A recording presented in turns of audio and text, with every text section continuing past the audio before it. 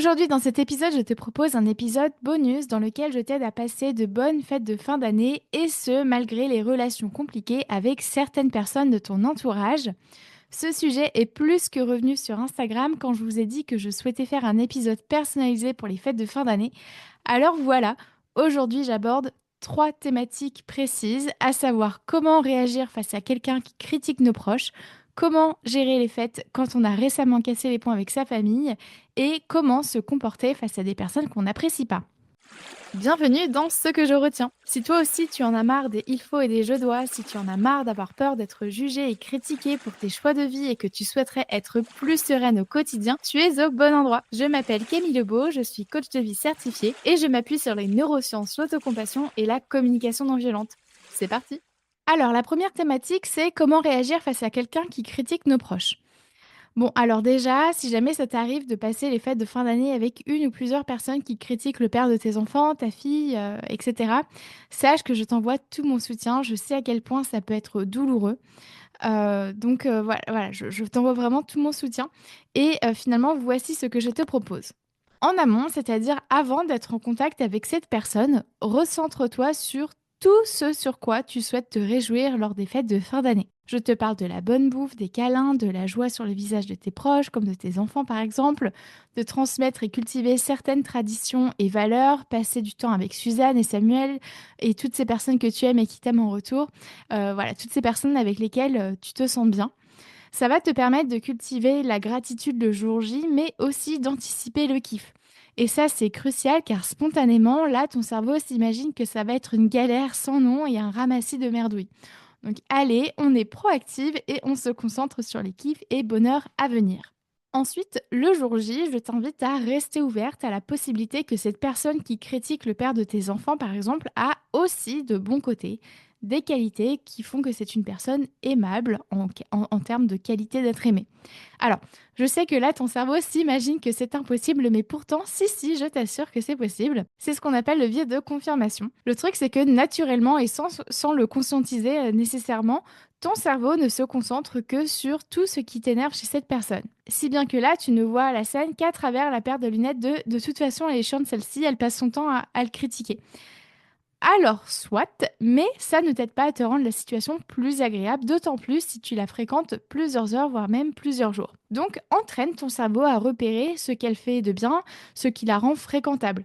Par exemple, elle fait tout pour ses petits-enfants, elle nous accueille toutes et tous, même mon mari, là, elle a été correcte avec le père de mes enfants, on partage un centre d'intérêt en commun. Alors attention, je n'ai pas dit que tu devais l'aimer, hein, ni glorifier tout ce qu'elle fait et dit, mais repérer ce qu'elle fait de bien, c'est la voir telle qu'elle est, c'est-à-dire avec le bon et le moins bon. Ensuite, si elle critique ouvertement là, le père de tes enfants, je reste sur cet exemple-là, hein, eh bien, tout d'abord, prends du recul sur ce qui vient d'être dit. Qu'est-ce qu'elle a fait factuellement? Qu'est-ce qu'elle a dit factuellement et comment toi, tu l'interprètes?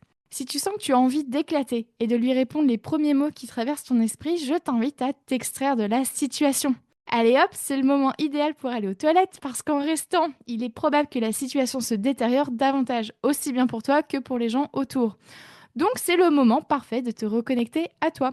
Donc c'est-à-dire comment tu te sens, quelles émotions ressens-tu, qu'est-ce que ça vient toucher chez toi et finalement quel besoin n'est pas nourri dans cette situation-là. Ensuite, par rapport à ce que tu ressens, je le redis, hein, tes émotions sont légitimes. Ceci étant dit, ce n'est pas une raison pour les imposer aux autres. Donc, choisis comment tu veux te comporter dans cette situation. C'est-à-dire, est-ce que tu as envie de dépenser ton énergie dans cette situation? C'est quand même intéressant de se poser cette question. Est-ce que tu as envie de dépenser ton énergie dans cette situation? Si ce n'est pas le cas, alors ignore ce qui a été dit. Éloigne-toi avec le père de tes enfants et prenez-vous dans les bras. Joue avec le chien. Change de sujet. Va prendre l'air, etc. Et puis si tu as envie de dépenser ton énergie dans cette situation, alors tu peux lui répondre avec humour et répartie. Tu peux aussi lui demander pourquoi elle a dit ça en choisissant de voir la situation à travers le prisme de la curiosité. Tu peux aussi lui rendre ces mots hein, que tu estimes blessants par exemple. Donc, tu peux très bien lui dire quelque chose comme: «Qu'est-ce que tu espères que je te dise quand tu me dis ça? Dis-le-moi parce que là, je comprends pas». Ou bien: «Comment espères-tu que je vais prendre ce que tu viens de me dire? Explique-moi, j'ai besoin de comprendre». Dans tous les cas, je te rappelle que tu ne peux contrôler ce que l'autre dit, ce que l'autre fait et ce que l'autre pense, mais c'est à toi de décider comment tu veux y réagir. Donc, affirme-toi grâce à la communication non violente, hein, c'est-à-dire d'une manière qui est assertive, tout en restant connecté à l'autre. Par exemple: «J'aimerais que tu ne parles pas du père de mes enfants de cette manière-là en notre présence. Sinon, nous arrêterons de nous voir durant les fêtes de fin d'année. Quand tu parles de lui comme ça, je ressens de la colère et de la tristesse car j'ai besoin de douceur et d'harmonie en cette période. Si on choisit de se voir, c'est pour nous créer de bons souvenirs ensemble et c'est difficile pour nous de passer de bons moments ensemble quand tu parles de lui comme ça». En fait, pour communiquer de manière non violente, il est important que dans ta formulation, tu utilises ces 3 éléments, à savoir ta décision, la connexion à l'autre et la formulation «car j'ai besoin de». Et puis je te rappelle à nouveau que c'est toi qui décides de ce que tu as envie d'entendre et de qui tu fréquentes. Et puis bien entendu, ce que je te propose aussi, c'est de te soutenir tout du long. La situation étant déjà suffisamment désagréable comme ça, alors traite-toi avec douceur et traite-toi comme tu traiterais une personne que tu aimes et qui traverse une situation similaire. La deuxième thématique que j'ai envie d'aborder aujourd'hui, c'est comment gérer les fêtes quand on a récemment coupé les ponts avec sa famille. Alors là, comment te dire que je te comprends très très bien puisque je suis dans la même situation. Alors la première chose que j'ai envie de te proposer, c'est de reconnaître qu'une partie de toi est en deuil. Le deuil de la famille que tu as eue et qui n'est plus, le deuil de la famille que tu espérais et qui n'existe pas, le deuil de passer ces moments sans eux. Reconnaître que tu ressens de la tristesse, de la colère, de la déception par exemple, ça va te permettre de faire passer tes émotions plus rapidement et de faire baisser leur intensité. La deuxième chose que j'ai envie de te proposer, c'est de venir légitimer ce que tu ressens. En fait, te dire que tu ne devrais pas ressentir de la tristesse, de la colère ou de la déception, ça ne t'aidera pas à mieux vivre cette période. Te dire qu'il y a pire que toi, bah ça reste souffrant car il y a aussi mieux que toi. Te dire que tu n'as pas de quoi te plaindre puisque tu ne passes pas les fêtes de fin d'année toute seule malgré tout, hein, que tu as un toit, du chauffage et à manger, bah ça ne retire pas le fait que cette situation est douloureuse. À la place, je t'invite à te rappeler que tes émotions sont légitimes, que c'est normal de ressentir ce que tu ressens, que d'autres personnes ressentent exactement la même chose que toi et vivent les fêtes de fin d'année de la même manière que toi. Tu n'es pas seul, c'est humain d'avoir mal dans cette situation. Et en te disant tout cela, tu viens cultiver l'humanité commune. Et ça, c'est nécessaire pour couper le sentiment de solitude. La troisième chose que j'ai envie de te proposer, c'est de creuser les cadeaux cachés de tes émotions. Après avoir identifié et légitimé tes émotions, ce qui est essentiel de faire, c'est d'aller comprendre en profondeur pourquoi elles sont là et quels sont leurs cadeaux cachés. Tu le sais maintenant, nos émotions sont toujours là pour nous témoigner qu'un ou plusieurs de nos besoins ne sont pas nourris. Ainsi, quels besoins ne sont pas nourris pour toi? Peut-être as-tu besoin d'affection, d'harmonie, de simplicité, de justice, de réassurance, de confiance? Tu vois, en allant identifier de quoi tu as besoin, tu as la possibilité de venir nourrir tes besoins. Ce qui fait que tu ne ressens pas tes émotions désagréables pour rien. Elles sont précieuses et te donnent des clés pour prendre soin de toi.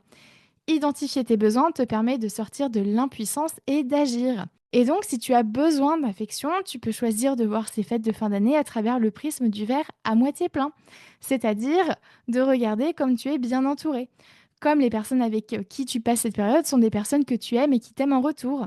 Regarde comme tu es là pour toi, comme le fait d'avoir coupé les ponts avec eux te permet de t'entourer d'encore plus d'amour et d'affection, de voir aussi que c'était une décision qui est aimante pour toi.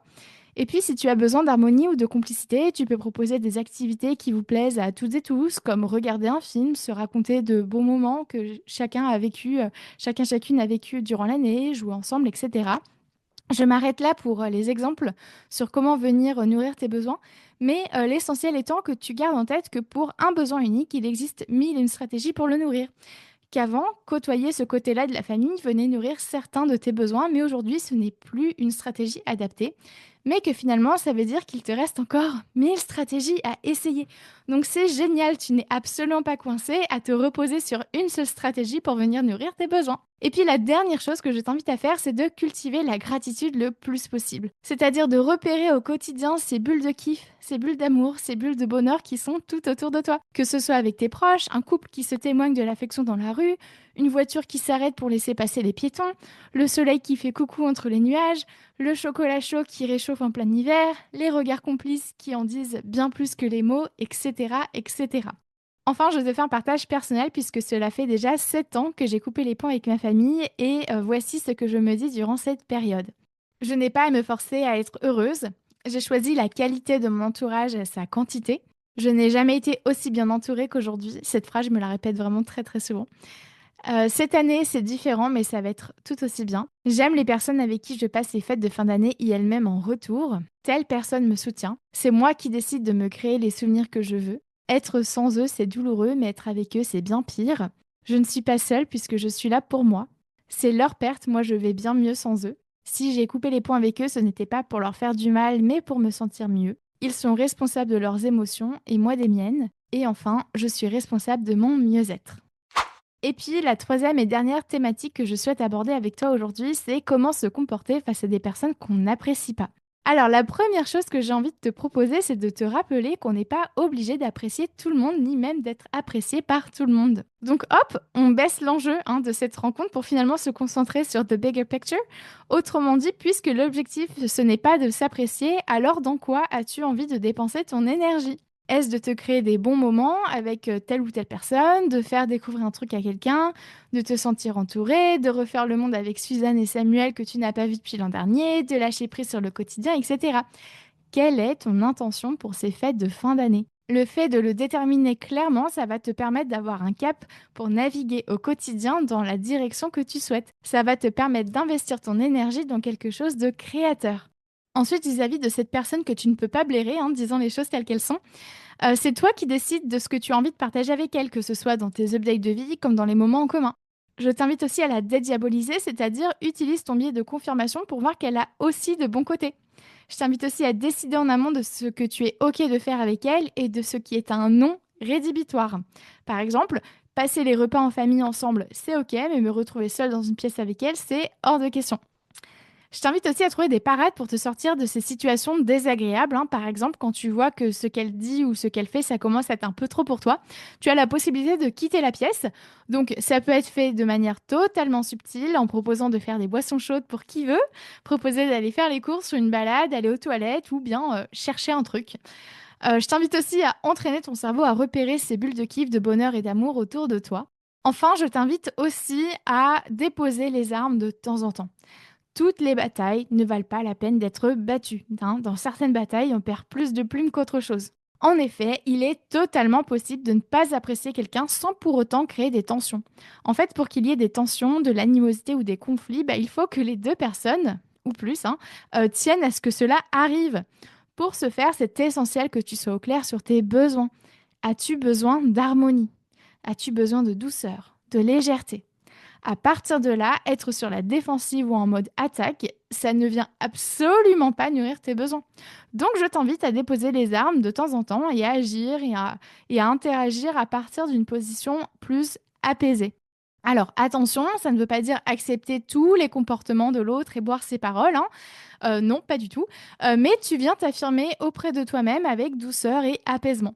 Par exemple, quand cette personne fait quelque chose et tu sens que ça commence à te saouler fortement, si spontanément tu aurais levé les yeux au ciel ou bien marmonné dans ta barbe, tu peux choisir de te dire: je garde mon énergie pour ce qui compte vraiment pour moi. Cette personne ne m'empêchera pas de passer de bonnes fêtes de fin d'année. Je peux passer de bonnes fêtes de fin d'année, qu'elles soient là ou pas. C'est moi qui décide de comment je réagis et si je lui répondais avec respect et détachement. Et si je lui répondais avec apaisement. Avant de conclure cet épisode, je tiens à te rappeler qu'il faut que dalle. Tu n'as pas à te forcer à faire comme si tout allait bien avec tout le monde, tous les jours et toutes les heures, d'accord? Tu n'as pas à te forcer à t'entendre avec tout le monde. On est humain et c'est totalement normal qu'on s'entende mieux avec certaines personnes que d'autres. Donc sois douce aussi et soutenante avec toi. Cette période peut être bien douloureuse à bien des égards. Rappelle-toi que c'est toi qui décides de ta vie. Et je te partage ma croyance, la qualité est à privilégier par rapport à la quantité. Voilà pour ceci. Pour conclure cet épisode, je t'invite également à écouter les épisodes complémentaires suivants. Alors, je t'en ai listé 10. Ils sont tous hyper intéressants. Mais voilà, pour moi, c'est les 10 essentiels par rapport à cet épisode-là. Il y en aurait plein d'autres. J'ai fait plein d'autres épisodes pour mieux vivre les fêtes de famille. Mais voilà ce que je retiens pour cet épisode aujourd'hui sur les relations familiales compliquées. Donc, si tu écoutes le 50, tu sauras comment annoncer à tes proches que tu ne fêteras pas les fêtes de fin d'année avec eux. Le 52, ce sera pour ne plus subir une conversation. Le 53, ce sera pour profiter de tes fêtes de famille pleinement.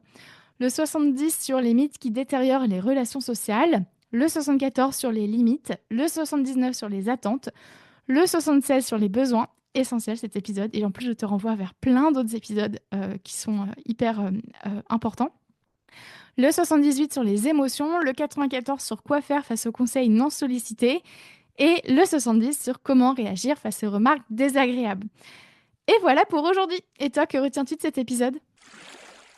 Merci à toi d'avoir écouté cet épisode jusqu'au bout. Bien entendu, j'ai conscience que ce n'est pas évident de s'auto-coacher car l'introspection est une compétence qui s'acquiert. Si tu veux aller plus loin et vivre ta vie pleinement sans subir tes il faut et tes je dois, ainsi que les injonctions sociales, alors mon programme de coaching Nouveau Départ est fait pour toi. Réserve dès aujourd'hui ton appel Clarté offert. On verra ensemble comment je peux t'aider à te créer une vie sur mesure, une vie plus épanouissante et plus enrichissante. Je te laisse mon agenda dans les notes de cet épisode. Et puis pour consulter mes sources ou lire cet épisode, sa retranscription est disponible dans les notes du podcast. Et si tu souhaites en savoir plus sur mon travail ou t'abonner à ma newsletter L'Instant Détente, direction mon site internet www.lacoachcamille.com. Et tu peux aussi me rejoindre sur ma page Instagram @lacoachcamille. Tous les liens sont dans les notes de cet épisode. Prends soin de toi.